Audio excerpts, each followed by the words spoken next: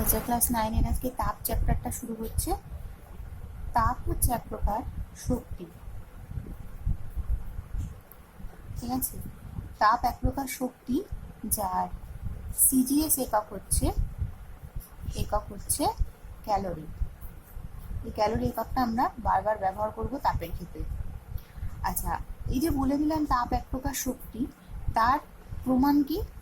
শক্তি কোনো জিনিসকে আমরা তখনই বলতে পারি, মানে শক্তির তো বিভিন্ন রূপ আছে, বিভিন্ন রূপের শক্তি, যেমন আমরা আলোক শক্তি, রাসায়নিক শক্তি, তড়িৎ শক্তি, এ ধরনের বিভিন্ন তাপের যান্ত্রিক শক্তি, এ ধরনের বিভিন্ন ধরনের শক্তি রয়েছে। তো তাপও যে এক প্রকার শক্তি, তার প্রমাণ হিসেবে আমরা কি দেখাতে পারি? যদি তাপকে আমরা অন্য কোনো শক্তিতে রূপান্তরিত করতে পারি এবং অন্য কোনো শক্তিকে যদি তাপে রূপান্তরিত করতে পারি, তাহলেই বলতে পারবো যে তাপ হচ্ছে শক্তির একটা রূপান্তর, মানে তাপ এক প্রকার শক্তি। আচ্ছা, তার প্রমাণটা কি? সব থেকে ভালো কাজটা হয় হচ্ছে বাল্বে। ইলেকট্রিক বাল্বে প্রথমে কি হয়? ইলেকট্রিক বাল্বের ভেতরে যে ফিলামেন্ট থাকে, ইলেকট্রিক বাল্বের এরকম বাল্বটা থাকে, তো বাল্বের ভেতরে একটা এরকম সরু তারের কুণ্ডলী থাকে। এই তারের কুণ্ডলীর মধ্য দিয়ে কি যায়? কারেন্ট যায়, ঠিক আছে। এই যে তড়িৎ শক্তিটা এর মধ্যে দিয়ে যায়, এই তড়িৎ শক্তিটা এর মধ্যে দিয়ে যেতে যেতে যেতে যেতে আস্তে আস্তে ফিলামেন্টটাকে উত্তপ্ত করে তোলে। তাহলে এখানে কি হচ্ছে? এখানে তড়িৎ শক্তি থেকে আমরা প্রথমে পাচ্ছি হচ্ছে তাপ শক্তি, যেটা কিছুক্ষণ এই বাল্বটা জ্বলতে থাকলেই আমরা বাল্বের গায়ে হাত দিলেই বুঝতে পারবো যে বাল্বটা কতটা উত্তপ্ত হয়ে গেছে। তার কারণটা হচ্ছে তড়িৎ শক্তি। তাহলে তড়িৎ শক্তি থেকে আমি তাপ শক্তি পাচ্ছি। আবার এই যে বাল্ব যে আলো ছড়াচ্ছে, সেই আলো ছড়ানোর কারণটা কিন্তু তাপ শক্তি। মানে এই যে ভেতরে এই যে ফিলামেন্টটা, সেই ফিলামেন্টটা এত বেশি উত্তপ্ত হয়ে যায় যে উত্তপ্ত হয়ে ও আলো বিকিরণ করে। তার মানে কি? এটা তড়িৎ শক্তি থেকে প্রথমে তাপ শক্তি তৈরি হচ্ছে, তারপরে এই তাপ শক্তি থেকেই কিন্তু আবার আলোক শক্তি তৈরি হচ্ছে, ঠিক আছে। তাহলে দুটো উদাহরণই আমি পেলাম। একটা হচ্ছে অন্য শক্তি থেকে তাপ শক্তি তৈরি হয়, সেটাও দেখলাম। আবার তাপ শক্তি যে অন্য শক্তিতে রূপান্তরিত হয়, সেটাও দেখলাম। তার মানে তাপ যে এক প্রকার শক্তি, সেটা আমরা মোটামুটি নিশ্চিত হতে পারলাম। এইভাবে হচ্ছে তাপের দুরকম প্রকার আছে। একটাকে বলা হয় বোধগম্য তাপ। বোধগম্য কথাটার মানে কি? যেটা বোঝা যায়, ঠিক আছে, তাকে আমরা বলি হচ্ছে বোধগম্য তাপ। আরেকটা হচ্ছে লীন তাপ। আচ্ছা, বোধগম্য তাপ কখন হয়? যখন কোনো একটা বস্তু থাকে, সে কোনো একটা বস্তুকে আমি সেই বস্তুটাকে তাপ দিচ্ছি, বা বস্তুটাকে অন্য কোনোভাবে বস্তুটার মধ্যে কোনো একটা যান্ত্রিক শক্তি অ্যাপ্লাই করছি। হয়তো বস্তুটা কন্টিনিউয়াস এভাবে রোটেট করছে, ঘুরছে, ঠিক আছে। ঘুরতে ঘুরতে এটা কি হচ্ছে? ওর একটা গতিশক্তি, মানে এক প্রকার যান্ত্রিক শক্তি। এই ঘুরতে ঘুরতে দেখা যায় যে বস্তুটা কিছুক্ষণ বাদে দেখা যাবে যে বস্তুটা উত্তপ্ত হয়ে উঠবে। এটা আমরা যে কোনো যন্ত্রের ক্ষেত্রে দেখতে পারি। যে কোনো যন্ত্র যদি থাকে, সেই যন্ত্র যদি দীর্ঘক্ষণ চলতে থাকে, তাহলে সেই যন্ত্রটা উত্তপ্ত হয়ে ওঠে, ঠিক আছে। এবারে সেটা হয় কেন? তার কারণ হচ্ছে যত এর মধ্যে আমি গতিশক্তি বা যান্ত্রিক শক্তি যাই দেবো না কেন, ওটাই বস্তুর ভেতরে যে অণু পরমাণুগুলো থাকে, সেই অণু পরমাণুগুলোকে কি করে? অণু পরমাণুগুলোকে ভাইব্রেট করতে সাহায্য করে। মানে অণু পরমাণুগুলো কি হয়? এভাবে মানে কম্পিত হয় আর কি। এই কম্পিত হওয়ার ফলে কি হয়? ওদের মধ্যে ভাইব্রেট করতে করতে করতে করতে যখন ম্যাক্সিমাম ভাইব্রেশনে পৌঁছে যায়, যখন আর দেখা যাচ্ছে যে আর ওরা মানে তাপ আর ওই শক্তিটাকে ও নিজের মধ্যে আত্মস্থ করতে পারছে না, তখন সেই শক্তিটাকে ও তাপ শক্তির আকারে বার করে দেয়। মানে কি হয়? একটা যন্ত্র চলার সাথে সাথেই কিন্তু সেই যন্ত্রটা উত্তপ্ত হয় না, কিছুক্ষণ বাদে উত্তপ্ত হয়। তেমন কি যখন যন্ত্রটা চলা শুরু করেছিল, তখনও কিন্তু ওর মধ্যে যান্ত্রিক শক্তি ছিল। সেই যান্ত্রিক শক্তিটাও ভেতরে আত্মস্থ করে রাখতে পারছিল। বেশ কিছুক্ষণ যন্ত্রটা চলার পরে ওর ভেতরে ভাইব্রেশন, এই অনুপরমাণুগুলো ভাইব্রেশন এত বেড়ে যাচ্ছে, কম্পন এত বেড়ে যাচ্ছে, যে তখন কিন্তু ও আর শক্তিটাকে নিজের মধ্যে কন্টেন করে রাখতে পারছে না, মানে আবদ্ধ করে রাখতে পারছে না। তখন সেই শক্তিটা তাপ শক্তির আকারে বেরিয়ে যাচ্ছে, যেটা আমরা যন্ত্রটাকে যে মুহূর্তে আমরা টাচ করব, তখনই আমরা বুঝতে পারবো। কিভাবে বুঝতে পারবো? কারণ যন্ত্রটা উত্তপ্ত হয়ে যাবে। তাহলে বোধগম্য তাপ হচ্ছে যে তাপের ফলে কোনো বস্তুর উষ্ণতা বা তাপমাত্রা সেটা বৃদ্ধি পায়, তাপমাত্রা বাড়ে, তাকে আমরা বলি হচ্ছে বোধগম্য তাপ। উল্টোটাও কিন্তু আমরা বলতে পারি, যদি তাপমাত্রা কোনো কারণে কমে যায়, কখন হয় সেটা, এরকম একটা বস্তুকে নিয়ে গিয়ে আমি যদি বরফের মধ্যে ফেলে দিই, তাহলে বেশ কিছুক্ষণ বাদে বস্তুটা খুব ঠান্ডা হয়ে যাবে, তখনও আমরা সেটা টাচ করে বুঝতে পারবো যে না, ওর তাপমাত্রা অনেক কমে গেছে। সেটাও কিন্তু এক প্রকার তাপ। তাপ যদি বেশি পরিমাণ থাকে তাহলে তাপমাত্রা বেড়ে যাবে, সেটাকেও আমরা তাপ বলবো। আবার যদি তাপ অনেক কমে যায়, এর ভিতরে তাপ শক্তির পরিমাণটা অনেক কমে যায়, তখন তাপমাত্রা অনেক কমে যাবে, তাহলে সেক্ষেত্রেও সেটাকেও কিন্তু আমরা তাপই বলবো। ঠিক আছে, যে তাপ কমে গেছে। কিন্তু তাপের যে প্রকাশটা, সেই প্রকাশটা হচ্ছে তাপমাত্রার আকারে তার প্রকাশটা ঘটে। তাপ যদি ভেতরে বেশি থাকে তাহলে তাপমাত্রা বেড়ে যাবে, তাপ যদি বেশি থাকে তাহলে তাপমাত্রা বেশি হবে, তাপ যদি কমে যায়, এর ভিতরে তাপ শক্তি যদি কমে যায় তাহলে তাপমাত্রা কমে যাবে। ঠিক আছে, তাহলে তাপটা ভেতরে কত পরিমাণ আছে সেটা আমরা তাপমাত্রা দিয়ে বুঝতে পারবো। তাহলে তাপের বহিঃপ্রকাশ হচ্ছে তাপমাত্রা। ঠিক আছে, তাপকে বাইরে থেকে বোঝার উপায় হচ্ছে বস্তুর তাপমাত্রা। এইবারে সেটা সবসময় সত্যি নয়, কোনো কোনো ক্ষেত্রে এমন তাপ ওর মধ্যে আমরা প্রয়োগ করতে পারবো যে তাপটা কোনো তাপমাত্রা বৃদ্ধি বা তাপমাত্রা হ্রাস করবে না, তাকে আমরা বলি লীন তাপ। তার মানে কি, জিনিসটা ওই তাপটা যাকে, ওই শক্তিটা, যে শক্তিটা আমি ওই বস্তুটার ভেতরে প্রয়োগ করছি, সেই বস্তুটা ওই তাপটা পুরোপুরি নিজের ভেতরে আত্মস্থ করে নিতে পারছে। ঠিক আছে, পুরোটা নিজের মধ্যে আত্মস্থ করে নিতে পারছে, যার ফলে ও কোনো তাপই ও বাইরে বার করার কোনো তার শক্তি ওর বাইরে বার করার প্রয়োজন পড়ছে না, যার ফলে ও তাপমাত্রা বাড়ছেও না বা তাপমাত্রা কমছেও না। ঠিক আছে, তাহলে লীন তাপ কোথায়, লীন তাপ কখন দেখা যায়? লীন তাপ হচ্ছে ওই যে বললাম যে ভেতরে কণাগুলো ভাইব্রেট হতে থাকে, কম্পিত হতে হতে ও যদি ওর মধ্যে যে শক্তিটা দেওয়া হচ্ছে সেই শক্তিটা নিয়ে ও যদি কি করে, ও যদি ওর নিজের অবস্থার পরিবর্তন ঘটিয়ে ফেলে, মানে একটা সলিড বস্তু ছিল, একটা কঠিন বস্তু ছিল, তাকে আমি তাপ দিতে দিতে বস্তুটা তরল বস্তুতে পরিণত হয়ে গেল, বস্তুটা একটা তরলে পরিণত হয়ে গেল। তাহলে কঠিন থেকে তরলে হয়ে যাওয়া মানে অ্যাকচুয়ালি কি হলো, বস্তুটার অবস্থার পরিবর্তন ঘটে গেল। তাহলে যখন কোনো বস্তুর অবস্থার পরিবর্তন ঘটে, তখন এর মধ্যে যে তাপটা দেওয়া হয়, সেই তাপটা কি করে, সেই তাপটা আর তাপমাত্রা বাড়ায় বা কমায় না, তাপটা বস্তুটার অবস্থার পরিবর্তন ঘটিয়ে ফেলে। তাহলে আমরা একটা জিনিস বুঝলাম, যখন বস্তুর অবস্থার পরিবর্তন ঘটবে তখন বোধগম্য তাপ পাবো না, লীন তাপ পাবো। আর যখন বস্তুর অবস্থার পরিবর্তন ঘটবে না, তখন আমরা লীন তাপ পাবো না, বোধগম্য তাপ পাবো। এটা কিন্তু খুব ইম্পর্টেন্ট। ঠিক আছে, আচ্ছা, তাপে এখন আমরা যেটা করবো সেটা হচ্ছে ক্যালোরিমিতির মূলনীতি। এটা বিষয়টা কি, বিষয়টা হচ্ছে যখন আমি দুটো বস্তু যাদের উষ্ণতা আলাদা, তাদেরকে যখন একজন আরেকজনের সংস্পর্শে রাখি, যেমন একটা বস্তুর উষ্ণতা হচ্ছে 80 ডিগ্রি সেন্টিগ্রেড, একটা বস্তুর উষ্ণতা হচ্ছে 40 ডিগ্রি সেন্টিগ্রেড, তখন এই উচ্চ উষ্ণতার বস্তুটা নিম্ন উষ্ণতার বস্তুটাকে তাপ দান করে। ঠিক আছে, যার উষ্ণতা বেশি সে তাপ দেয়, আর অটোমেটিক্যালি যার উষ্ণতা কম সে তাপ নেয়। ঠিক আছে, তাহলে এ হচ্ছে তাপ নিচ্ছে আর এ হচ্ছে তাপ দিচ্ছে। ঠিক আছে, এই তাপ আদান প্রদানটা ততক্ষণ চলতে থাকে যতক্ষণ না এদের টেম্পারেচার ইকুয়াল হয়ে যায়। তো ইকুয়ালটা কিভাবে হবে, ইকুয়াল হতে গেলে নিশ্চয়ই এর টেম্পারেচারও 80 ডিগ্রি সেন্টিগ্রেড হয়ে যাবে না। ঠিক আছে, আর এর টেম্পারেচারও একদম 40 ডিগ্রি সেন্টিগ্রেড হয়ে যাবে না। এরা দুজনেই 80 আর 40 ডিগ্রি সেন্টিগ্রেডের একটা মাঝামাঝি কোনো টেম্পারেচারে এসে স্টেবল হবে। মানে এদের দুজনেরই টেম্পারেচার, সাপোজ দুজনেরই টেম্পারেচার হয়ে যাবে 55 ডিগ্রি সেন্টিগ্রেড। ঠিক আছে, তাহলে কি হচ্ছে, যে তাপ ও দেবে আর এ তাপ নেবে, ততক্ষণ অব্দি চলতে থাকবে যতক্ষণ না এদের টেম্পারেচার সমান হয়ে যাবে। ঠিক আছে, এবারে এই জিনিসটা আমরা কোথায় কোথায় দেখে থাকি, এই জিনিসটা আমরা খুব সহজে দেখতে পারি যখন আমরা কোনো একটা সাপোজ এক গামলা জল রয়েছে, যেটাকে আমি জলটাকে ফুটিয়েছি, তাহলে জলের মধ্যে জলের টেম্পারেচার কত, 100°C। ঠিক আছে, এই জলটাকে আমি খোলা অবস্থায় রেখে দিলাম, তাহলে আস্তে আস্তে জলের টেম্পারেচার কমবে না? কমে যাবে তো।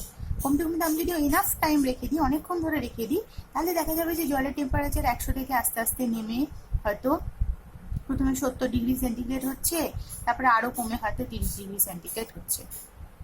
ঠিক আছে, বা 40°C হচ্ছে, 40°C ধরে রাখি।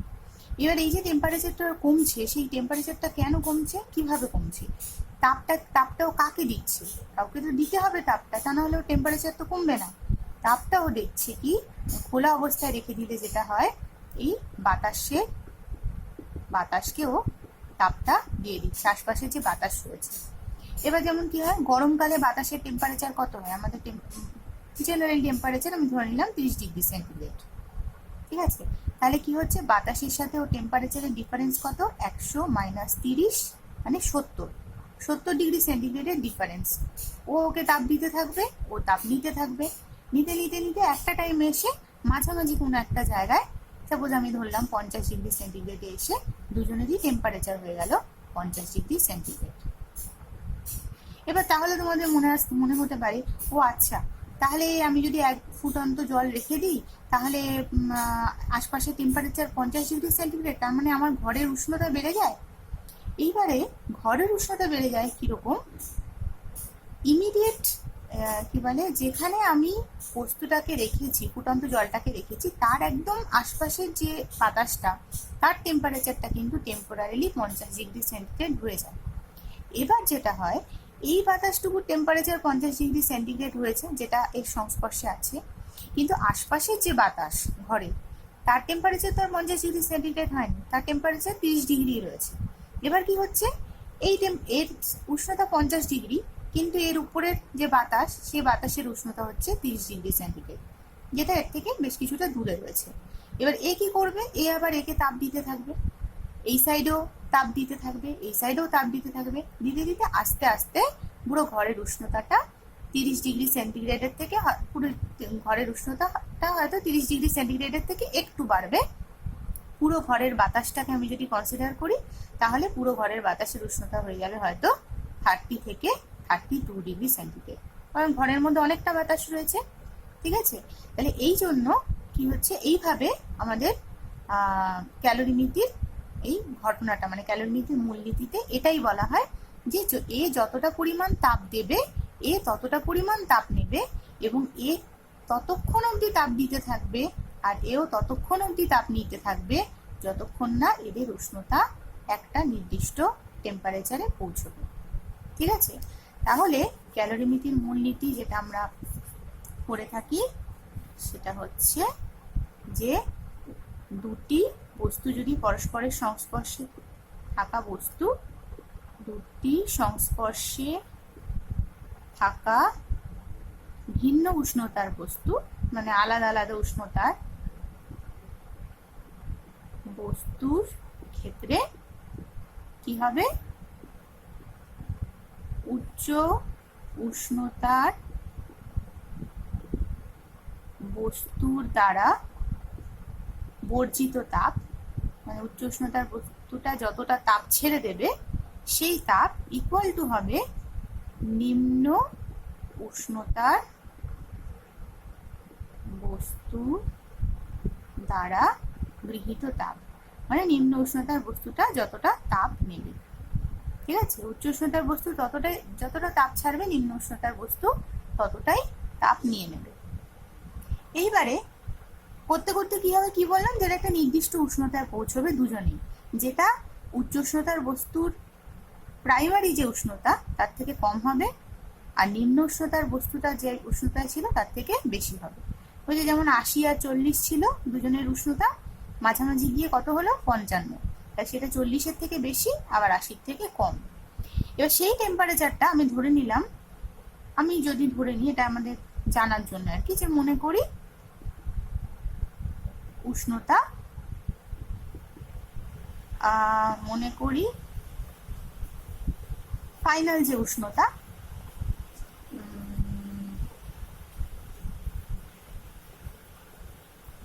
ফাইনালি লিখিয়ে দিই, আর কি কিছু মনে পড়ছে না।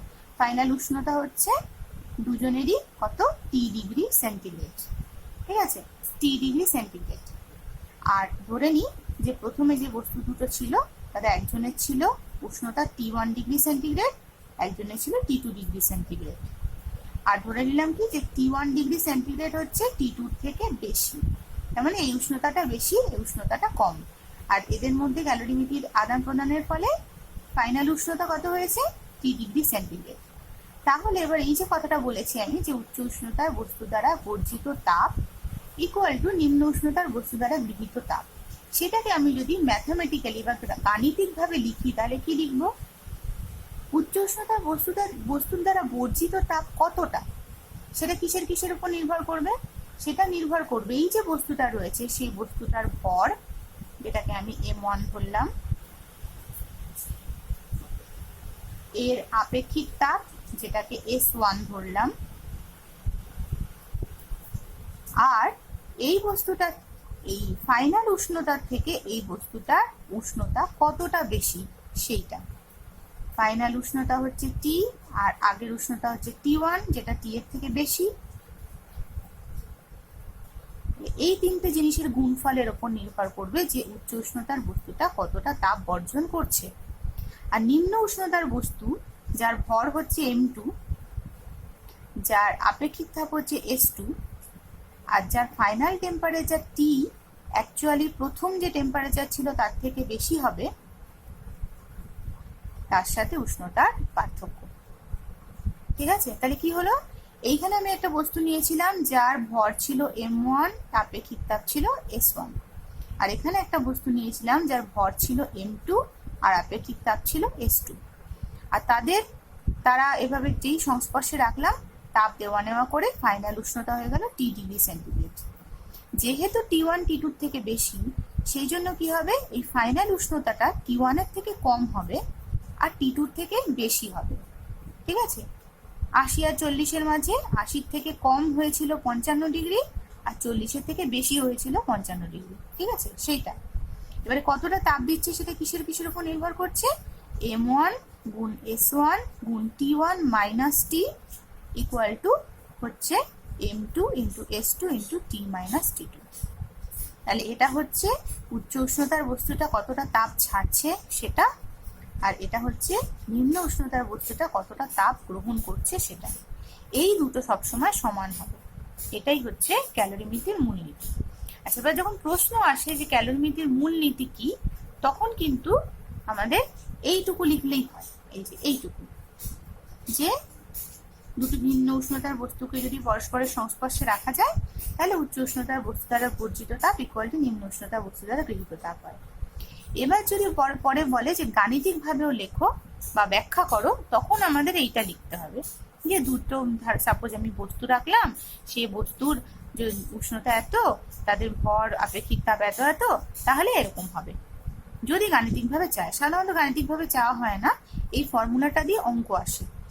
আর ক্যালোরিমিতির মূলনীতি কাকে বলে সেটা শুধু আলাদা করে প্রশ্ন আসে। ঠিক আছে, আচ্ছা এইবারে চলে আসি আরেকটা পার্টে, অঙ্কটা আমি আসছি তার আগে ইম্পর্টেন্ট জিনিস, সেটা হচ্ছে যে যখন শীতকাল থাকে তখন আমরা নিজেদের অজান্তে একটা কাজ করে থাকি, সেটা কি, হাতের তালু ঘষা। ঠিক আছে, হাতের তালু ঘষা, এই কাজটা আমরা নিজেদের অজান্তেই করে থাকি, এবং তার ফলে কি হয়, অ্যাকচুয়ালি হাতের তালুগুলো গরম হয়ে যায়। এটা যান্ত্রিক শক্তি থেকে তাপ শক্তির একটা উদাহরণ। ঠিক আছে, যান্ত্রিক শক্তি থেকে তাপ শক্তি কিভাবে তৈরি হয়, দুটো হাতের তালু এই মুহূর্তে যদি তোমরা ঘষো তাহলে দেখতে পাবে দুটো হাতের তালুই গরম হয়ে যাচ্ছে। কারণ কি, আমি কি হচ্ছে, এই যে হাত দুটো ঘষছি সেটা হচ্ছে যান্ত্রিক শক্তি। এই কার্যটা করার ফলে এর মধ্যে যে যান্ত্রিক শক্তিটা আমি কাজে লাগাচ্ছি, সেই যান্ত্রিক শক্তিটা কি হচ্ছে, হাতের তালু দুটোকে উত্তপ্ত করছে। ঠিক আছে, তাহলে কার্য ও তাপের তুল্যতা কি হিসেবে বলছে, যে আমি যদি কোনো কাজ করি, যেমন এখানে আমি একটা কাজ করছিলাম তো দুটো হাতের তালু ঘষছিলাম, তার ফলে কি হলো, হাতের তালু দুটো গরম হয়ে গেল। তাহলে এখানে একটা কাজ করলাম, কাজের ফলে কি উৎপন্ন হলো, তাপ উৎপন্ন হলো। তার মানে নিশ্চয়ই আমি কোনো কাজ করলে সেই কাজের ফলে কিছু পরিমাণ তাপ উৎপন্ন হয়।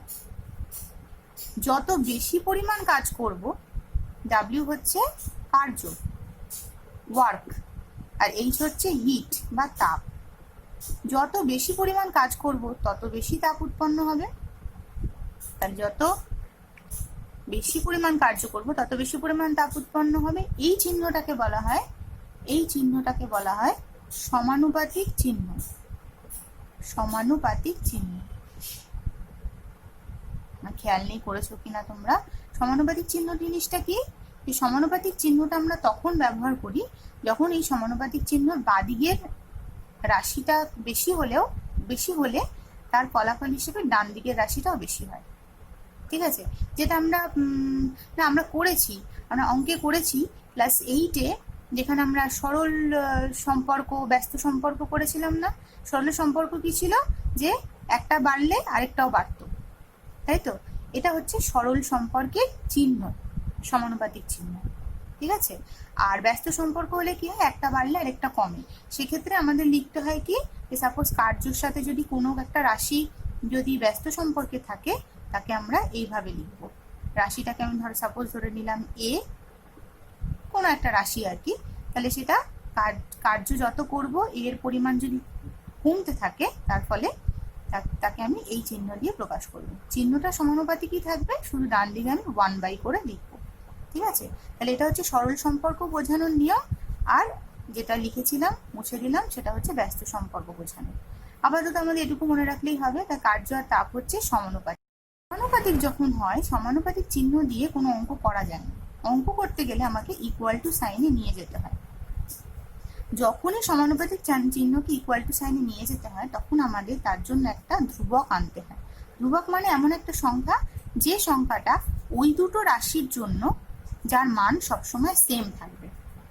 ঠিক আছে, ওই দুটো রাশির জন্য যার মান সবসময় সেম থাকবে। কার্য ও তাপের ক্ষেত্রে, কার্য এবং তাপের ক্ষেত্রে সেই ধ্রুবকটাকে জে দিয়ে প্রকাশ করা হয়।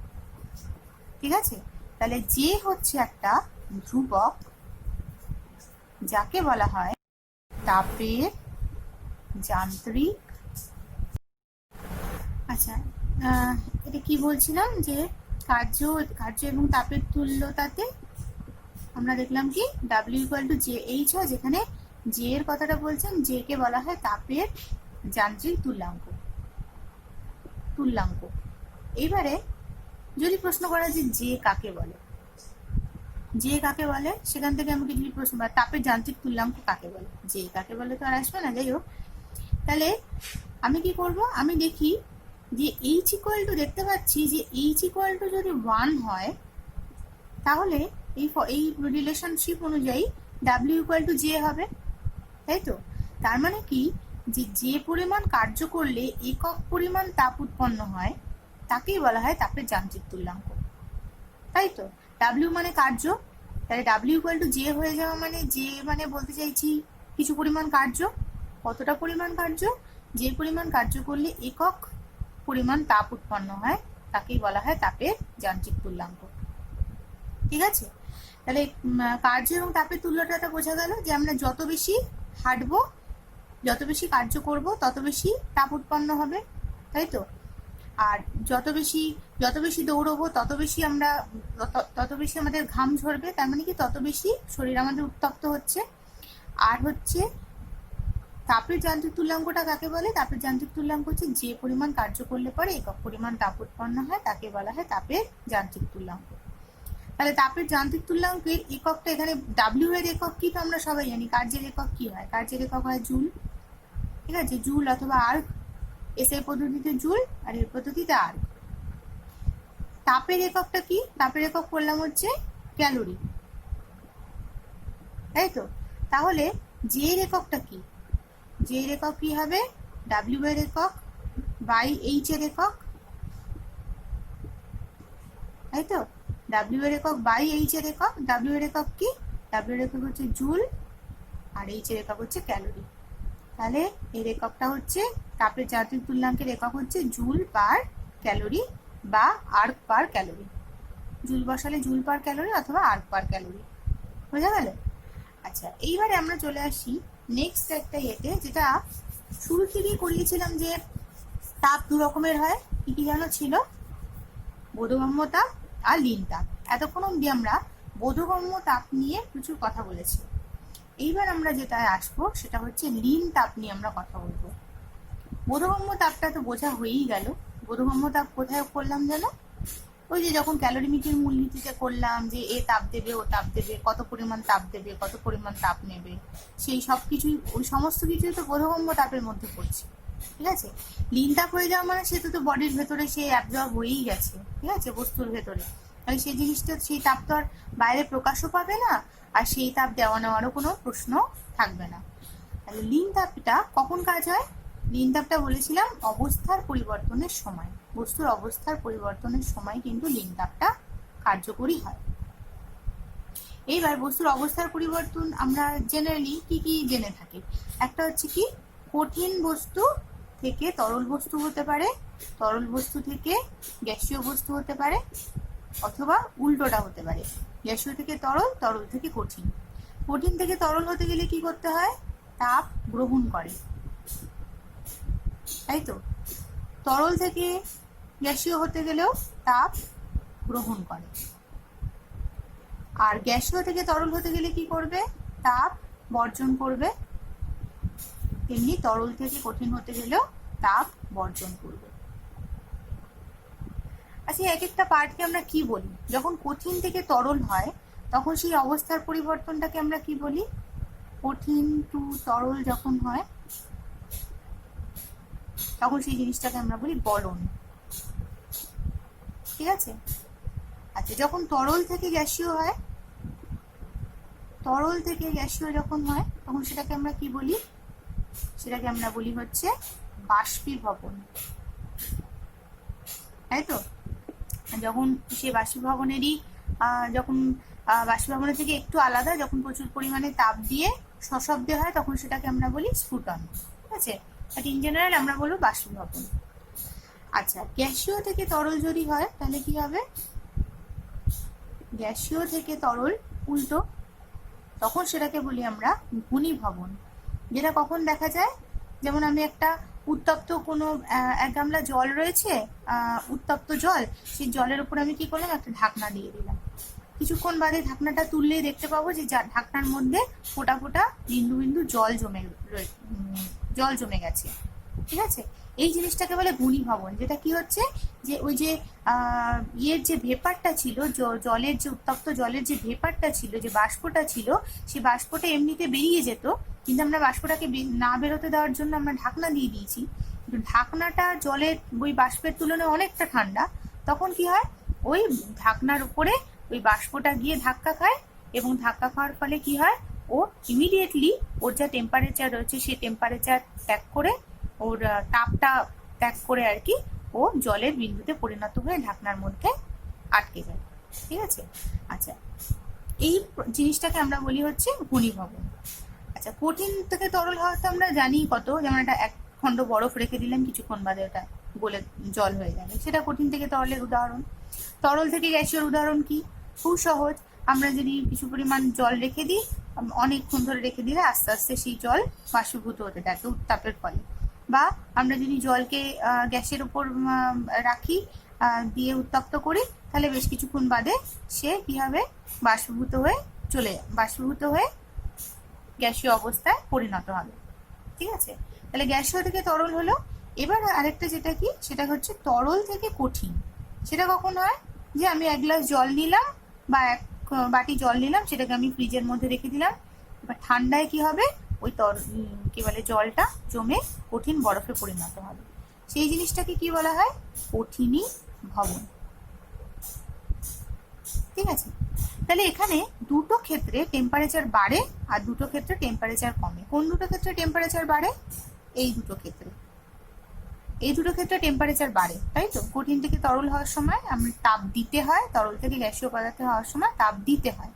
আর গ্যাসীয় থেকে তরল হওয়ার সময় তাপ নিতে হয়, তরল থেকে কঠিন হওয়ার সময়ও তাপ নিতে হয়। এবারে যখন এই দুটো প্রসিডিওর হচ্ছে, তাহলে তো আমি কঠিন থেকে যখন তরল করছি তখন বলতে হবে যে আমি যখন তাপ দিচ্ছি তখন তো প্রথমে সে উত্তপ্ত হচ্ছে, উত্তপ্ত হয়ে, তাহলে তো আমি তাকে বলতে পারি না যে সেটা লীন তাপ হচ্ছে। এইবার লীন তাপের বিষয়টা হচ্ছে, যখন কোনো কঠিন বস্তুকে আমরা তাপ দিতে থাকি, কঠিন বস্তুকে আমি তাপ দিচ্ছি দিতে দিতে কি হচ্ছে, কঠিন বস্তুটা উত্তপ্ত কঠিন বস্তুতে পরিণত হচ্ছে, যেটা অ্যাকচুয়ালি হয়। একটা কঠিন বস্তুকে তাপ দিচ্ছি, মানে সাপোজ আমি একটা বরফকে তাপ দিচ্ছি, সেই বরফটাকে আমি রেখে দিয়েছি, সে উত্তপ্ত হচ্ছে। আস্তে আস্তে বরফটা উত্তপ্ত বরফে পরিণত হলো। মানে বরফের টেম্পারেচার হয়তো -5°C ছিল, ও -5°C, তো বরফ হয় নাকি? বরফ হওয়ার কন্ডিশন হচ্ছে 0°C টেম্পারেচার হতেই হবে, কিন্তু -5-এও তো বরফ থাকবে। তাহলে সাপোজ আমি একটা বরফ নিয়েছি যার টেম্পারেচার -5°C ছিল, এবার তাকে আমি বাইরে বার করে রেখে দিলাম, সে আস্তে আস্তে সে বরফের টেম্পারেচার বেড়ে 0°C হলো। 0°C যেহেতু ওর মিনিমাম কন্ডিশন, কি বলে, কঠিন মানে বরফে পরিণত হওয়ার, এই টেম্পারেচারে পৌঁছানোর পরেই ও আস্তে আস্তে কিন্তু তরল হতে শুরু করবে। এবার তখন যে ও তরল হবে, সেই তরলটা হওয়ার জন্য ও কিন্তু কিছু পরিমাণ তাপ নেবে, যে তাপটা ওর টেম্পারেচার বাড়াবে না। মানে এখানে যেমন -5°C থেকে 0°C হয়েছিল, টেম্পারেচার বেড়েছিল, এরপরে কিন্তু 0°C পরে ও যে পরিমাণ তাপ নেবে তরলে পরিণত হওয়ার জন্য, সেই তাপটা আর ওর টেম্পারেচার বাড়াবে না। এই তাপটাকে আমরা বলবো হচ্ছে লীন তাপ। ঠিক আছে? আবার যখন কোনো একটা তরল পদার্থ রয়েছে, সাপোজ জল রয়েছে, সেই জলের টেম্পারেচার 20°C। এবার সেই তরলকে আমি কি করলাম, তরলকে আস্তে আস্তে টেম্পারেচার দিলাম, ঠিক আছে, তাপ দিলাম। তাপ দিতে দিতে তরলটা উত্তপ্ত তরলে পরিণত হবে। উত্তপ্ত তরল মানে কত ডিগ্রিতে পৌঁছতে হবে? 100°C। যখন 100°C ও পৌঁছবে, তারপরে কিন্তু ও বাষ্পীভূত হওয়ার ওর কন্ডিশনে পৌঁছলো, যে এখন ও বাষ্পীভূত হতে পারবে। এইবারও 100°C টেম্পারেচারে পৌঁছানো পর্যন্ত কিন্তু টেম্পারেচার বেড়েছে, তার মানে এতক্ষণ অব্দিও যে তাপটা নিয়েছে সেটা কিন্তু বোধগম্য তাপ। ঠিক আছে? এরপরেও যেটুকু তাপ নিয়ে উত্তপ্ত তরল থেকে গ্যাসীয় অবস্থায় পরিণত হবে, সেই তাপটা হবে লীন তাপ, যেটা কিন্তু ওর টেম্পারেচার আর বাড়াবে না। তাহলে এখানে প্রশ্ন আসে যে যখন একটা উত্তপ্ত কঠিন বরফ, মানে 0°C উষ্ণতার বরফ যখন তরলে পরিণত হচ্ছে, তখন সেই তরলটা বা জলটার উষ্ণতা কত হচ্ছে? 0°C থাকছে, কারণ ও তো লীন তাপ নিচ্ছে, ওর তো টেম্পারেচার পরিবর্তন হবে না। সিমিলারলি যখন উত্তপ্ত তরল গ্যাসীয় অবস্থায় পরিণত হচ্ছে লীন তাপ নিয়ে, তখন ওর টেম্পারেচার কিন্তু 100°C থাকবে। তখন যে বাষ্পটা তৈরি হবে 100°C উষ্ণতার থেকে, তখন কিন্তু ওর উষ্ণতা, ওই উৎপন্ন বাষ্প উষ্ণতা 100°C থাকবে। ঠিক আছে? তাহলে লীন তাপ নিলে পরে কি হচ্ছে, টেম্পারেচার সেম থাকছে, কিন্তু শুধু অবস্থার পরিবর্তন ঘটছে। এই জিনিসটাকেই যদি গ্রাফের আকারে দেখানো যায়, যে আমি যদি টেম্পারেচার দিতে শুরু করি এবং অবস্থার পরিবর্তন করতে থাকি, তাহলে কিরকম দেখাবো? আমি গ্রাফের আকারে কি দেখাবো, এদিকে আমি উষ্ণতা এদিকে বাড়াচ্ছি, আর এদিকে হচ্ছে সময়। তাহলে কি হবে, প্রথমে আমি উষ্ণতা দিচ্ছি, সাপোজ আমার কাছে কি আছে, কঠিন পদার্থ রয়েছে। ঠিক আছে? কঠিন পদার্থকে প্রথমে যখন আমি তাপ শক্তি দিতে থাকবো, তখন প্রথমে ওর উষ্ণতা বাড়বে বাড়বে বাড়বে বাড়বে। একটা টাইমে গিয়ে যখন ওর টেম্পারেচার 0°C হয়ে যাবে, তখন আর ওর উষ্ণতা বাড়বে না, কিন্তু তাপ কিন্তু ও নিচ্ছে। তার মানে কিছুটা সময় কিন্তু অতিবাহিত হচ্ছে। কতটা সময়? যতটুকু সময় ধরে ও লীন তাপ নিচ্ছে। যতটুকু সময় ধরে লীন তাপ নিচ্ছে, ততটুকু সময় ধরে ওর উষ্ণতা চেঞ্জ হবে না, যার ফলে ওর একই উষ্ণতায় রয়ে যাচ্ছে। ঠিক আছে? একই উষ্ণতা রয়েছে, এখানে উষ্ণতা বাড়ছে কিন্তু বোঝাই যাচ্ছে, আর এখানে উষ্ণতা সেম থাকছে, কারণ এইটুকু জায়গায় ওর অবস্থার পরিবর্তন ঘটছে কঠিন থেকে তরলে। তারপরে কি হবে, যে মুহূর্তে তরল 0°C উষ্ণতা তরলে পরিণত হয়ে যাবে, তারপরে কিন্তু আবারও তাপ নিতে শুরু করবে এবং ওর উষ্ণতা বাড়বে। এটা কোন তাপ নিচ্ছে? বোধগম্য তাপ। বোধগম্য তাপ নিতে নিতে নিতে যখন ওর উষ্ণতা 100°C পৌঁছে যাবে, তখন কিন্তু আর ও বোধগম্য তাপ নেবে না, তখন ও নেবে লীন তাপ। মানে যেটুকু সময় ধরে ও লীন তাপ নেবে সেটুকু সময় ধরে কিন্তু ওর টেম্পারেচার পরিবর্তন হবে না। যখনই টেম্পারেচার পরিবর্তন হচ্ছে না, তখন এরকম একটা সমান্তরাল দাগ হচ্ছে, বোঝাই যাচ্ছে। আর যখনই টেম্পারেচার বা উষ্ণতা বাড়ছে, তখন এই ধরনের দাগ হচ্ছে। তাহলে যে মুহূর্তে ও তরলে পরিণত হলো, এই 100°C থেকে যখন ও 100°C উষ্ণতা তরল থেকে যখন গ্যাসীয় পদার্থে পরিণত হচ্ছে, তখন কিন্তু ওর কোনো উষ্ণতার পরিবর্তন হচ্ছে না। তারপরে ও গ্যাসীয় অবস্থায় যখন 100°C গ্যাসীয় অবস্থায় পরিণত হয়ে গেল, তারপরে কিন্তু ও আবার উষ্ণতা নিতে থাকবে, উষ্ণতা ওর পরিবর্তন হতে পারবে। মানে ওই বাষ্পের উষ্ণতা 100° থেকে বেশি, হয়তো 100 থেকে বেড়ে 102, 103, 104 হচ্ছে। তাহলে এই উষ্ণতাটা এটা কখন? যখন ও কঠিন থেকে তরল হচ্ছিল। এটা যদি আমি বরফের ক্ষেত্রে ধরি, তাহলে এই উষ্ণতাটা হচ্ছে 0°C উষ্ণতা, যখন ও কঠিন থেকে তরলে পরিণত হচ্ছিল এবং যখন উষ্ণতার কোনো পরিবর্তন হয়নি। আর এই উষ্ণতাটা কত? এই উষ্ণতাটা হচ্ছে যখন ও তরল থেকে গ্যাসীয় পদার্থে পরিণত হচ্ছিল। আচ্ছা, তাহলে এখানে যেখানে হচ্ছে তরল থেকে কঠিন হচ্ছে এবং বাষ্পের মানে অবস্থার পরিবর্তনটা হচ্ছে, তখন সেই টেম্পারেচারটা কত? 100°C। 100°C স্টেবল হয়ে থাকবে যতক্ষণ না পুরো তরলটা বাষ্পে পরিণত হচ্ছে। তারপরে বাষ্পে পরিণত হওয়ার পরে তার আবার টেম্পারেচার বাড়ছে। তাহলে এখানে হচ্ছে যখন কঠিন থেকে তরল হচ্ছে, তাহলে বেসিক্যালি কঠিন থেকে তরল হওয়ার টাইমটুকু কতটা, কেউ যদি প্রশ্ন করে, এইটুকু সময় জুড়ে সে অ্যাকচুয়ালি কঠিন থেকে তরল হয়েছে এবং এইখানে তার টেম্পারেচারটা স্টেবল হয়ে রয়েছে 0°C। এটা আমি পার্টিকুলার বরফের ক্ষেত্রে বলছি।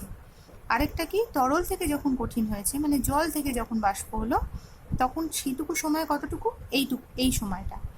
এই সময়টায় কি হচ্ছে, তরল থেকে গ্যাসীয় পদার্থে পরিণত হচ্ছে বা জল থেকে বাষ্প হচ্ছে এবং এই সময়ে টেম্পারেচারটা স্টেবল হয়ে রয়েছে কত? 100°C। ঠিক আছে? তাহলে এই যে এই গ্রাফটা খুব ইম্পর্টেন্ট। অনেক সময় এই গ্রাফটা আসে পরীক্ষায়, যে গ্রাফটা আঁকো। গ্রাফটা আঁকাটা কিন্তু খুব একটা অসুবিধাজনক কিছু নয়, আঁকাটা তো সোজাই, এবং জিনিসটা বুঝিয়ে দিলাম, একবার পড়ে নিলে পরে তোমরা ভালো করে বুঝেও যেতে পারবে। যে একবার বুঝে গেলে পরে কিন্তু আঁকাটাও সমস্যার কিছু নেই, এবং এখানে যে লেখাগুলো লিখতে হয়, যে কি বলে, উষ্ণতা, সময়, এটা 0°, এটা 100°C কেন হচ্ছে, কোথায় এক্স্যাক্টলি 0°C, 100°C হচ্ছে, এটা একবার বুঝে গেলে তখন কিন্তু আর গ্রাফটা লেখাতে কোনো সমস্যা হয় না। পেপারে গ্রাফ করতে দেওয়া হয় না, শুধুমাত্র একে এই মানে গ্রাফটা বোঝাতে বলা হয়। ঠিক আছে? আচ্ছা, এইবারে তাহলে চলে আসি নেক্সট পার্টটায়, যেখানে আর কি তাপে আমরা সম্পৃক্ত বাষ্প এবং অসম্পৃক্ত বাষ্প সম্পর্কে পড়ব। ঠিক আছে? এতক্ষণ অবধি আমরা যা যা পড়লাম তার মধ্যে অবস্থার পরিবর্তন। আচ্ছা, আরেকটা জিনিস, সেটা হচ্ছে তাপের এই চ্যাপ্টারটায় তাপের একটা যেমন আমি করালাম, যখন হচ্ছে কি উষ্ণতা বাড়ছে, মানে তাপ বৃদ্ধি হচ্ছে, এরকমও তো হতে পারে যে উষ্ণতা কমছে, তখনও তো অবস্থার পরিবর্তন হয়, তাই তো? উষ্ণতা যখন কমে তখনও তো অবস্থার পরিবর্তন হয়, তখন কি হয়, গ্যাসীয় থেকে তরল হয়, আবার তরল থেকে কঠিন হয়। তাহলে এরকম ক্ষেত্রে গ্রাফটা কিরকম হবে? ঠিক উল্টো হবে। আমি সাপোজ ধরে নিচ্ছি যে গ্যাসীয় থেকে, মানে জলীয় বাষ্প থেকে জল হচ্ছে, আর তারপর জল থেকে হচ্ছে বরফ। সেক্ষেত্রে কি হবে, বাষ্পর যা টেম্পারেচার থাকবে, সাপোজ বাষ্পের টেম্পারেচার 105°C রয়েছে, ওখান থেকে বাষ্পের টেম্পারেচারটা নেমে 100°C উষ্ণতার বাষ্পে পরিণত হবে। তারপরেও যে তাপটা নেবে সেটা হয়ে যাবে লীন তাপ, তাপ যে ছাড়বে সেটা হয়ে যাবে লীন তাপ। তাতে এর উষ্ণতার কোনো পরিবর্তন হবে না। তাহলে 100°C জলীয় বাষ্প থেকে 100°C জল পাবো আমরা। তারপরে কিন্তু জল আবার তাপ, মানে উষ্ণতার তাপ, জল যে তাপ ছাড়বে সে তাপটা হবে বোধগম্য তাপ, যার ফলে ওর টেম্পারেচার 100°C থেকে নেমে হবে 0°C। তারপরে আবার 0°C যখন আসবে তখন যে তাপটাও ছাড়বে সেটা হয়ে যাবে লীন তাপ। তখন ও কিন্তু 0°C জল থেকে 0°C উষ্ণতার বরফ তৈরি করবে। তাহলে এই জিনিসটা এখানে যদি আঁকতে হয়, কিভাবে আঁকতে হবে? আগেরটা উষ্ণতা বেশি বাড়ছিল বলে আমরা ওপরের দিকে গ্রাফটা যাচ্ছিল, এখন উষ্ণতা কমছে বলে গ্রাফটা নিচের দিকে যাবে। তাহলে কি হবে? উষ্ণতা এর কমবে, ঠিক আছে। তারপরে একটা জায়গায় এসে উষ্ণতা স্টেবল হবে যখন আর কি বাষ্প থেকে তরল হচ্ছে। তারপর তরল হওয়ার পরে তরলের আবার টেম্পারেচার কমবে, তারপরে আবার তরল থেকে যখন বরফে পরিণত হবে তখন টেম্পারেচার একই থাকবে, তারপরে আবার বরফের টেম্পারেচার নামতে পারে। মানে আরও তো 0°C থেকে হয়তো বরফের থেকে যদি আমি আরও তাপ নিয়ে নিই তাহলে সেটা -5 -10°C বরফ হবে আর কি, ঠিক আছে। তাহলে এখানে কি কোন কোন টেম্পারেচার থাকবে? একটা টেম্পারেচার যখন আর কি স্টেবল টেম্পারেচার কোন দুটো? এটা একটা, এটা একটা। এই টেম্পারেচারটা কত? এই টেম্পারেচারটা হচ্ছে 100°C যখন বাষ্প থেকে কি হচ্ছে? জলে পরিণত হচ্ছে, জল তৈরি হচ্ছে। আর এই স্টেবল টেম্পারেচারটা কত? 0°C যখন জল থেকে বরফ তৈরি হচ্ছে, ঠিক আছে। তাহলে এখানে কোন সময়টুকু জুড়ে অবস্থার পরিবর্তন হলো? এই সময়টুকু জুড়ে বাষ্প থেকে জল হলো, আর এই সময়টুকু জুড়ে জল থেকে বরফ হলো, ঠিক আছে। সেই জন্য এই দুটো টেম্পারেচার হচ্ছে স্টেবল টেম্পারেচার, আর বাকিগুলোতে হচ্ছে গ্রাফটা নিচের দিকে নামছে, তার মানে উষ্ণতার পরিবর্তন হচ্ছে। তাহলে লীন তাপ বর্জন করেছে কোন দুটো জায়গায়? এই জায়গায় আর এই জায়গায়। এই জায়গাটুকু জুড়ে লীন তাপ বর্জন করেছে, আর এই জায়গাটুকু জুড়ে লীন তাপ বর্জন করেছে। আর বোধগম্য তাপ বর্জন করেছে কোন কোন জায়গায়? এই জায়গায়, এই জায়গায়, আর এই জায়গায়, ঠিক আছে। তাহলে এই গ্রাফগুলো আসলে পরে খুব সহজেই তার মানে করা যাবে, বোঝাই যাচ্ছে। কতগুলো ইম্পর্টেন্ট টার্মে যেগুলো আমাদের জানা দরকার। প্রথম হচ্ছে সম্পৃক্ত বাষ্প। সম্পৃক্ত দ্রবণ আমরা করেছিলাম, সেখানে কি ছিল যেন? যে নির্দিষ্ট পরিমাণ দ্রাবকে যত পরিমাণ ম্যাক্সিমাম দ্রবীভূত হতে পারে সেটা যদি দ্রবীভূত থাকে তাহলে আমরা সম্পৃক্ত দ্রবণ পাই। সিমিলারলি এখানে সম্পৃক্ত বাষ্প সেটাকে বলা হয় যে একটি নির্দিষ্ট পরিমাণ বায়ুতে, সাপোজ এইটুকু বায়ু রয়েছে, ঠিক আছে, আমি একটা এরকম কাচের কোনো বয়াম নিয়েছি, যে বয়ামের মধ্যে কিছু নির্দিষ্ট পরিমাণ বায়ু রয়েছে। এই পরিমাণ বায়ুতে ম্যাক্সিমাম যে পরিমাণ জলীয় বাষ্প থাকতে পারে, মানে যার বেশি পরিমাণ জলীয় বাষ্প থাকলে আমি ওই জলীয় বাষ্পগুলোকে জলকণার আকারে এখানে ওখানে জমতে দেখব, সেই মানে একটা নির্দিষ্ট উষ্ণতায় একটা নির্দিষ্ট পরিমাণ বায়ুতে ম্যাক্সিমাম যে পরিমাণ জলীয় বাষ্প থাকতে পারে সেটা যদি উপস্থিত থাকে তাহলে আমরা সেটাকে বলবো সম্পৃক্ত বাষ্প। আর অসম্পৃক্ত তাহলে অটোমেটিক্যালি কি হবে? একটা নির্দিষ্ট উষ্ণতায়, সাপোজ এই উষ্ণতাটা একটা নির্দিষ্ট উষ্ণতা, তো এটা আমি ধরে নিয়েছি যে আমি 25°C উষ্ণতায় ওই পরিমাণ বায়ুতে কত পরিমাণ জলীয় বাষ্প ম্যাক্সিমাম থাকতে পারে সেটা আমি বার করে ফেলেছি। এবার অসম্পৃক্ত বাষ্প কি হবে? যদি ওই একই পরিমাণ, ওই নির্দিষ্ট পরিমাণ উষ্ণতায় ওই পরিমাণ বাতাসে ম্যাক্সিমাম যে জলীয় বাষ্প থাকতে পারে তার থেকে কম পরিমাণ জলীয় বাষ্প যদি থাকে তাহলে সেই বাষ্পকে আমরা বলবো অসম্পৃক্ত বাষ্প, ঠিক আছে। উষ্ণতাটা খুব ইম্পর্টেন্ট, কারণ কোন উষ্ণতায় আমি বলছি সেটা কিন্তু দেখতে হবে, কারণ উষ্ণতা যত বাড়বে তত কি হয়, তত ওর মধ্যে জলীয় বাষ্প কন্টেইন করার বা জলীয় বাষ্প রাখার বাড়বে, ঠিক আছে। আচ্ছা, এবার কি পরম আর্দ্রতা। পরম আর্দ্রতা কি? নির্দিষ্ট উষ্ণতায় প্রতি ঘনমিটার বাতাসে, প্রতি ঘনমিটার বলতে কি বোঝায়? যেমন আমি যদি একটা এরকম দেশলাইয়ের বাক্স জাতীয় কিছু একটা, দেশলাইয়ের বাক্স ঠিক না, দেশলাইয়ের বাক্সটার দৈর্ঘ্যটা একটু কমাতে হবে, মানে এমন একটা বাক্স নিলাম যে বাক্সটার দৈর্ঘ্য 1 মিটার, প্রস্থ 1 মিটার, আবার উচ্চতাও 1 মিটার। তাহলে ফর্মুলা অনুযায়ী তার আয়তন হয় কত? দৈর্ঘ্য গুণ প্রস্থ গুণ উচ্চতা। ক্ষেত্রফলেরটা আমরা পড়েছি দৈর্ঘ্য গুণ প্রস্থ, আর যদি আয়তন বার করতে হয় তাহলে হচ্ছে দৈর্ঘ্য গুণ প্রস্থ গুণ উচ্চতা। তাহলে এরকম একটা 1 ঘনমিটার প্রতি ঘনমিটার বাতাসে ম্যাক্সিমাম যত পরিমাণ জলীয় বাষ্প থাকতে পারে তাকে বলা হয় ওর পরম আর্দ্রতা। ঠিক আছে, কোন একটা নির্দিষ্ট উষ্ণতায় অবশ্যই।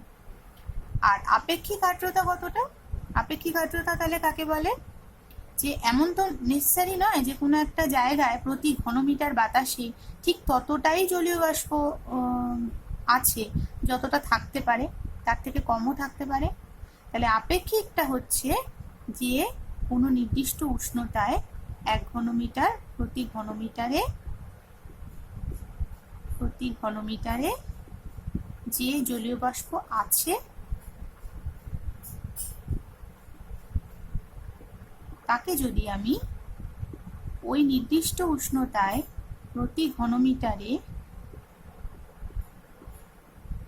যে জলীয় বাষ্প থাকতে পারে, ম্যাক্সিমাম যে জলীয় বাষ্প থাকতে পারে সেটা দিয়ে যদি আমি ভাগ করি তাহলে আমি পাই হচ্ছে আপেক্ষিক আর্দ্রতা। ঠিক আছে, তাহলে প্রতি ঘনমিটারে যে জলীয় বাষ্প থাকতে পারে সেটা হচ্ছে পরম আর্দ্রতা, আর আপেক্ষিক আর্দ্রতা হচ্ছে একটা অনুপাত যে প্রতি ঘনমিটারে যে জলীয় বাষ্প আছে তাকে যদি আমি প্রতি ঘনমিটারে যে জলীয় বাষ্প থাকতে পারে তাকে দিয়ে ভাগ করি তাহলে পাচ্ছি আপেক্ষিক আর্দ্রতা। এবার দেখিয়ে বোঝা যাচ্ছে যে পরম আর্দ্রতার কিন্তু একটা একক আছে, যে কত পরিমাণ জলীয় বাষ্প থাকতে পারে সেটাকে আমি গ্রামে প্রকাশ করতে পারি, সেটাকে আমি কিলোগ্রামে প্রকাশ করতে পারি। ঠিক আছে, তাহলে পরম আর্দ্রতার একক কিন্তু গ্রাম, বা যেহেতু ঘনমিটার বলছি কিলোগ্রাম প্রতি মিটার কিউব। মিটার কিউব মানে হচ্ছে ঘনমিটার, যে প্রতি ঘনমিটারে কত কেজি থাকতে পারে। কিন্তু আপেক্ষিক আর্দ্রতার উপরেও কেজি প্রতি মিটার কিউব একক, নিচেও কেজি প্রতি মিটার কিউব একক। সেই এককগুলো কেটে যাবে, কেটে গিয়ে আপেক্ষিক আর্দ্রতার কিন্তু একটা এককবিহীন রাশি, এককবিহীন রাশি। সেই যে আমরা একদম ফার্স্ট চ্যাপ্টারে বিভিন্ন রাশি সম্পর্কে পড়েছিলাম, এককবিহীন রাশি ছিল, তার একটা উদাহরণ কিন্তু আপেক্ষিক আর্দ্রতা। ঠিক আছে, এবার চলে আসি। আচ্ছা, এবার শিশিরাঙ্ক কাকে বলে? শিশিরাঙ্ক হচ্ছে একটা নির্দিষ্ট উষ্ণতা। শিশিরাঙ্ক কিন্তু একটা উষ্ণতা। উষ্ণতা কি? যে আমি কিছু পরিমাণ বাতাস নিয়েছি, ঠিক আছে, একটা বাক্সের মধ্যে কিছু পরিমাণ বাতাস রয়েছে, সেই বাতাসে সাপোজ 10 গ্রাম জল রয়েছে, 10 গ্রাম জলীয় বাষ্প রয়েছে আমি জানি। ঠিক আছে, এইবারে আমি কি করলাম, ওই বাক্সটা সাপোজ উষ্ণতা আছে হচ্ছে 25 ডিগ্রি সেন্টিগ্রেড। এবার আমি আস্তে আস্তে বাক্সটার উষ্ণতা কমাতে থাকলাম, কমাতে কমাতে আমি বাক্সটার উষ্ণতা যখন 20 ডিগ্রি সেন্টিগ্রেডে নিয়ে আসলাম, তখন কি হলো, আস্তে আস্তে দেখলাম যে ওই 20 ডিগ্রি সেন্টিগ্রেডের থেকে উষ্ণতা আর হয়তো 0.1 ডিগ্রি সেন্টিগ্রেড যেই কমালাম, মানে 19.9 ডিগ্রি সেন্টিগ্রেড যে মুহূর্তে আমি করলাম, আমি দেখলাম কি যে এর মধ্যে বিন্দু বিন্দু জলীয় বাষ্প এখানে ওখানে জমা হয়ে গেছে। তার মানে কি, ইনিশিয়ালি এর মধ্যে যে বাষ্পটা ছিল সেটা কিন্তু আমি অসম্পৃক্ত বাষ্প নিয়েছিলাম, মানে ওর মধ্যে যে পরিমাণ বাতাস ছিল তার এবং তার মধ্যে যত পরিমাণ জলীয় বাষ্প ম্যাক্সিমাম থাকতে পারে তার থেকে কম পরিমাণ ছিল। টেম্পারেচার ছিল 25 ডিগ্রি সেন্টিগ্রেড। এবার আমি আস্তে আস্তে ওটা টেম্পারেচার যখন কমাতে থাকলাম, তখন কি হলো, টেম্পারেচার বেশি হলে বাড়লে পরে, টেম্পারেচার বেশি হলে পরে যেমন কোনো জিনিসের বাতাসের আয়তন প্রসারণ ঘটবে, তেমনি টেম্পারেচার কমালে বাতাসের আয়তন সংকোচন ঘটবে।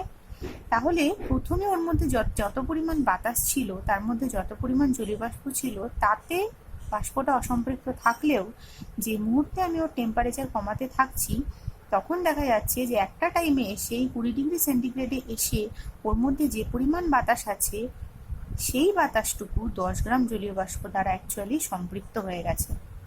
ঠিক আছে, 10 গ্রাম জলীয় বাষ্প প্রথমে 25 ডিগ্রিতে যে বাতাসে ছিল তাতে অসম্পৃক্ত ছিল। ঠিক আছে, যে মুহূর্তে আমি টেম্পারেচার কমাতে কমাতে 20 ডিগ্রি সেন্টিগ্রেড করেছি, এর মধ্যে বাতাসের আয়তন সংকোচন হয়েছে, তার ফলে কি হয়েছে, ওই অল্প বাতাসের মধ্যে তখন 10 গ্রাম জলীয় বাষ্পটা কি হয়ে যাচ্ছে, ওই বাষ্পটাকে, ওই বাতাসটাকে সম্পৃক্ত করে দিয়েছে। যার ফলে যেই 20 ডিগ্রি সেন্টিগ্রেড থেকে আমি 0.1 ডিগ্রি সেন্টিগ্রেড কমিয়েছি, তখন কি হচ্ছে, ওর ভেতরে যে জলীয় বাষ্পগুলো, সেই জলীয় বাষ্পগুলো বিন্দু বিন্দু আকারে এখানে ওখানে জমা হয়েছে, যেটা আমরা পরিবেশের শিশির হিসেবে দেখতে পাই। এবং বাতাসের মধ্যে কুয়াশা হিসেবে দেখতে পাই। যখন ওই বাতাসের কণার মধ্যে ভেসে বেড়ায় ওই বিন্দুগুলো, তখন সেটাকে কুয়াশা বলি, আর যখন ঘাসের ওপরে পড়ে বড় বড় ফোঁটা, তখন সেটাকে আমরা বলি শিশির। তাহলে কি হচ্ছে, যে পরিবেশের টেম্পারেচারটা ভোরের দিকে ওই জন্য শিশির জমে, তখন এমনিতে হয়তো আমাদের আশপাশে যে বাতাস থাকে সেই বাতাস ওর মধ্যে থাকা জলীয় বাষ্প দ্বারা সম্পৃক্ত থাকে না। এবার ভোরের দিকে কি হয়, টেম্পারেচারটা অনেক কম হয়, তখন বাতাসের আয়তনটা সংকুচিত হয়ে যায়, আর তখন তার মধ্যে থাকা জলীয় বাষ্প দ্বারা ওটা হয়ে যায় সম্পৃক্ত, যার ফলে মানে সম্পৃক্ত হয়ে যায় যে টেম্পারেচারে তার থেকেও অ্যাকচুয়ালি কমে যায়। যখন সম্পৃক্ত যে টেম্পারেচারে হয় সেই টেম্পারেচারটাকে আমরা শিশিরাঙ্ক বলি, ঠিক আছে? তার থেকে কমে গেলেই কি হয়, শিশির পড়ে। তাহলে সোজা কথায় যে টেম্পারেচারের নিচে শিশির পড়ে সেটা হচ্ছে শিশিরাঙ্ক। এবার সেটা কোন টেম্পারেচার? সেটা হচ্ছে সেই টেম্পারেচার যে টেম্পারেচারে কোনো একটা নির্দিষ্ট আয়তনের বায়ু ওর মধ্যে থাকা জলীয় বাষ্প দ্বারা সম্পৃক্ত হয়ে যায়। যেমন ফর এক্সাম্পল এখানে হচ্ছে 20 ডিগ্রি সেন্টিগ্রেড। এই চ্যাপ্টারে একটা ইম্পর্টেন্ট কোশ্চেন যেটা বারবার আসে, সেটা হচ্ছে জলের ব্যতিক্রান্ত প্রসারণ কাকে বলে? জলের ব্যতিক্রান্ত প্রসারণ হচ্ছে, মানে ব্যতিক্রান্ত কেন? ইন জেনারেল আমরা জানি যে উষ্ণতা বাড়লে কোনো জিনিসের আয়তন বাড়ে, তাই তো? এইবার জলের ক্ষেত্রে কি হয়, জলের ক্ষেত্রে উষ্ণতা যত বাড়তে থাকে, সাপোজ আমি 0 ডিগ্রি সেন্টিগ্রেড থেকে 0 ডিগ্রি সেন্টিগ্রেড উষ্ণতা থেকে আস্তে আস্তে আমি উষ্ণতাটা বাড়াচ্ছি, 0 ডিগ্রি, তারপরে 1 ডিগ্রি সেন্টিগ্রেড, তারপরে 2 ডিগ্রি সেন্টিগ্রেড, তারপরে 3, তারপরে 4 ডিগ্রি সেন্টিগ্রেড, ঠিক আছে? একটু বাড়িয়ে দিলাম। তারপরে হচ্ছে 5 ডিগ্রি সেন্টিগ্রেড, 6, 7 অবধি করলাম, ঠিক আছে? জেনারেলি কি হওয়া উচিত, উষ্ণতা বাড়লে আয়তন বাড়া উচিত, তার মানে গ্রাফটা এরকম হওয়া উচিত, তাই তো? কিন্তু এক্ষেত্রে কি হয়, উষ্ণতা বাড়লে জলের আয়তন 4 ডিগ্রি সেন্টিগ্রেড অবধি কমতে থাকে, তারপরে 4 ডিগ্রি সেন্টিগ্রেড থেকে আবার বাড়ে। মানে জিনিসটা কিরকম হয়, এই 4 ডিগ্রি সেন্টিগ্রেড অবধি কমতে থাকে, 4 ডিগ্রি সেন্টিগ্রেডে সব থেকে মিনিমাম আয়তন হয় জলের, তারপরে আবার 4 ডিগ্রি সেন্টিগ্রেডের পর বাড়তে থাকে। এই গ্রাফটা পরীক্ষায় খুব আসলে পরে আমাদের কি করতে হবে, আমাদের এই স্কেলগুলো দিতে হবে, এদিকে আয়তন এদিকে উষ্ণতা দিয়ে গ্রাফটা প্রপারলি আঁকতে হবে, ঠিক আছে? এবার 4 ডিগ্রি সেন্টিগ্রেডে জলের যে আয়তনটা সর্বনিম্ন হয়, এটা কিন্তু একটা শর্ট কোশ্চেনও খুব আসে বারবার, জলের আয়তন সব থেকে কম হয়। আচ্ছা, আয়তন সবথেকে কম হলে জলের ভরটা তো চেঞ্জ হচ্ছে না, যতটা জল ততটাই থাকছে, তার আয়তনটা কমে গেলে কি বেশি হয়ে যাবে, ঘনত্ব বেশি হয়ে যাবে। তাহলে জলে আয়তন সব থেকে কম হয় 4 ডিগ্রি সেন্টিগ্রেডে, কিন্তু ঘনত্ব কিন্তু খুব সব থেকে বেশি হয়। এইটা দিয়ে অনেক সময় আয়তন দিয়ে প্রশ্ন আসে, অনেক সময় ঘনত্ব দিয়ে প্রশ্ন আসে, আর মেয়েরা খুব গুলিয়ে ফেলে, আয়তনটাকে কম তো সেখানে ঘনত্বের জায়গায় ঘনত্ব কম লিখে দেয়। একটা মনে রাখতে হবে যে আয়তন কমে যায়, আয়তন যদি কমে যায় তাহলে ঘনত্ব বেশি হয়ে যাবে, ঠিক আছে? যে কোনো একটা পার্টিকুলার মনে রাখতে হবে যে আয়তনটা কমে যাওয়া মানে ঘনত্ব অটোমেটিক্যালি বেশি হয়ে যাবে, ঠিক আছে?